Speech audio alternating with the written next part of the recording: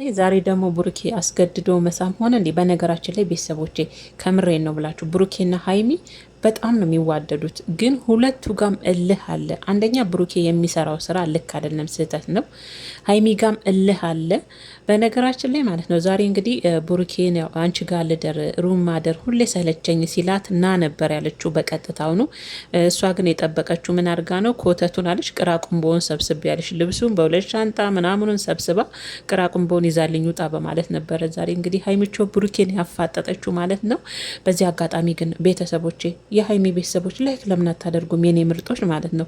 ሰወዳችሁ ውዶች የእናንተ ላይክ ስታደርጉ ዩቱብ እኮ ሼር ያደርጓሉ። ውዶች ላይክ አድርጉ፣ አይከፈልበትም። እግዚአብሔርን ከእናንተ መልካም ልብ ብቻ ነው የሚያስፈልገው። ቤተሰብ ያልሆናችሁ ደግሞ ያው በአክብሮት እንደተለመደው ቤተሰብ እንድታደርጉ በዚህ አጋጣሚ ጋብዛለሁ ማለት ነው። የኔ ምርጦች ማለት ነው። ሀይሚቾ ዛሬ ያው የብሩኬን ቅራቅንቦ ሰብስባ ቅራቅንቦ አለች። እሷ እንግዲህ እነሱ ናቸው እንግዲህ የሚባባሉት መጨረሻ ላይ የሆነ ነገር መሀላቸው ላይ ሲፈጠር ቅራቅንቦን ይዛልኝ ሄዳ እኮ ኮተትን ይዛልኝ ውጥ ያው የተለመደ ሆኗል እኛ ሀገር ስምና ሀይም እንግዲህ የብሩኬን 2 ሻንጣ ልብስ ሰብስባ ከቤት ይውጣልኝ እሱ ቢከራየውም ተከራይቶ ሰርፕራይዝ ቢያደርገኝም እኔ እስካለሁበት ድረስ እሱ እንደፈለገ እየመጣ የሚሆንበት ቤት ቤቴ ነው እያለ የሚናገርበት ቤት መሆን የለበትም። እስከ ከፈልኩ ድረስ ሰርፕራይዝም ቢያደርገኝ ለእኔ ተከራይቶኝ ቤቱን በወደውም ብለምደውም ቤቱ እስከዛው የኔ ነው። ስለዛ በልብስም ልቀይር ሰበብ የሆነ ነገር ሰበብም እየፈለገ ቤቴ መምጣት የለበትም። ዛሬ ለተመልካች ደስ ላይላችሁ ይችላል፣ ግን ቅራቁምቦን ሰብስቤ ከቤቴ ለአንዴና ለመጨረሻ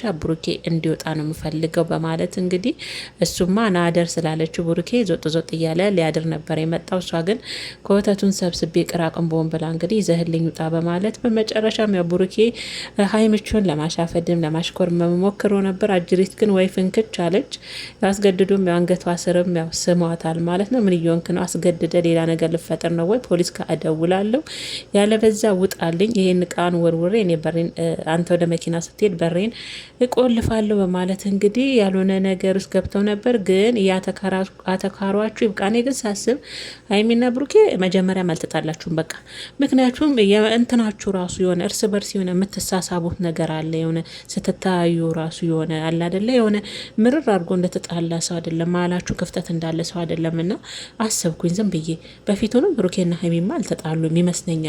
ምክንያቱ ደግሞ አሰብኩ ቤተሰቦች ይቅርታ፣ ምናልባት እዩ ናት አዩም እዩ እኔ ሱማያ እሷም ያችኛዋም እንግዲህ የመጡት ምናልባት ያው የዩቱብ ስራ ስለሆነ ለድራማቸው፣ ከዛ ቀጥሎ ደግሞ ለእነሱም ቀስ በቀስ ህዝብ እያወቃቸው የእነሱ ቤተሰቦች እየሰደቡም እያደነቁም ሲያውቋቸው ከዛ በኋላ ለእነሱ ቻናል ይከፈታል፣ ያው የስራ እድል ፈጠሩላቸው ይባላል ብዬ በራሴ እያሰብኩ ነው። እንደኔ ያስባቸዋል። አሁንም ቢሆን ብሩኬና ሀይሚኒ ውስጥ የሳስብ አልተጣሉም። በነገራችን ና ብሩኬና ሀይሚ በቀላሉ እንደዚህ መለያየት የማይችሉ ልጆች ናቸው። ሁለቱም በጣም እንደሚዋደዱ ነው። ሁለቱ ጋር በእርግጥ ህልህ አለ። ሁለቱም ጋር ልሸነፍ ባይነት። ሀይሚም ሀይሚ ናት። የሴትነት ክብሯ እንዲነካ አትፈልግም። እርግጥ ብሩኬን ብሩኬ ነው እና ሁለቱ ጋር መልህ ስላለ ነው እንጂ ብሩኬና ሀይሚ እውነት ለመናገር ተለያይተው የሚለያዩም አይደሉም። ሳስባቸው ደግሞ የምር የሆነ ጉዳይ ማላቸው ላይ ገብቶ የተጣሉ አይነት ሰውም አይመስሉኝ ሳያቸው። ብቻ አላቅም። ምናልባት ዩቱበር ላልሆናችሁ ልጆች ላይገባችሁ ይችላል። ትጨነቃላችሁ፣ ትጠበባላችሁ። ግን እነሱ ምናልባት ስራዬ ብለው ነው እንግዲህ የተጣላ ሰው በዚህ ልክ የእነሱን ህይወት ለበጠበጠ ሰው ቻናል ከፍታችሁ አሰጡም አይደል? ቅመሞችዬ ታዲያ ለምን አትሉኝም? ምሳሌ አሁን እዩ ቻናል ተከፍቶላት ሼርም ይደረግላታል። እንደዛ ተበጣብጠው ራሱ እርስ በርስ ሼር ይደራረጋሉ። አይታችሁ ከሆነ ልብ ብላችሁ ከሆነ ማለት ነው። ስለዛ አሁንም ቢሆን መሀላቸው ላይ እኔ ጸብ ያለ አይመስለኝም። ብሩኬና ሀይሚ መሀል ጸብ ያለ አይመስለኝም። ምክንያቱ የዩቱብ ደንብ ይሆናል። ያው እኛም እንድች የሆነች ነገር ጭርሲ ላይ ወድም አይነት ነገር አይደለም። እንደዛ ካልሆነ ስለማንወድ ግን አንዳንድ ደግሞ የማታውቁ ደግሞ ብሩኬንም ሀይምንም የምትወዷቸው የምታከብሯቸው ደግሞ በጣም ነው ስትጨነቁ ማያችሁና ቅመሞችዬ ሞኝ አትሆኑ፣ ለራሳችሁ ተጨነቁ። እግዚአብሔርን ነው የምላችሁ። ዩቱብ ባህሪው ነው በቃ። እንደዚህ ካልሆነም ተመልካች አይም እንጂ ብሩኬና ሀይሚ የምር ተጣልተዋል። የምር ደግሞ እንደዚህ አይነት ህይወታችሁን የበጠበጠን ሰው አይደለም ቻናል ከፍታችሁ ልትሰጡት ሼር ልታደርጉት ተውና ያንን ሰው እንኳን ዞራችሁ ማየት አትፈልጉም እንዴ? ህይወት እኮ ነው።